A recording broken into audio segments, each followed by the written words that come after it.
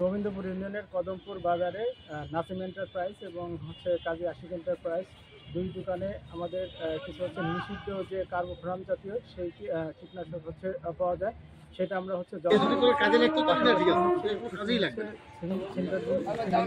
গ্রোজিন রয়েছে, থিওরিট রয়েছে, যেটা ভেজাল। সেই ভেজাল জব্দ করে তাদেরকে একজনকে 10,000 টাকা জরিমানা করা হয়েছে, আরেকজনকে 4,000 টাকা জরিমানা করা হয়েছে। জরিমানা করার পরে যে ভেজাল এবং নিষিদ্ধ যে কীটনাশক রয়েছে সেগুলো এখানে ডিসপ্লে করা হয়েছে। মকসুদপুর উপজেলা আদমপুর বাজার থেকে আওলাদ হোসেনের দোকান থেকে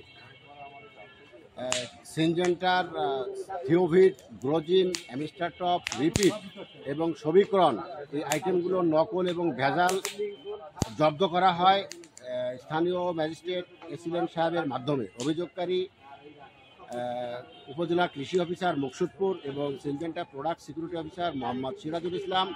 তাকে জব্দকৃত পণ্যগুলি এখানে জ্বালিয়ে দেওয়া হচ্ছে এবং তাকে 10,000 টাকা জরিমানা করা হয়।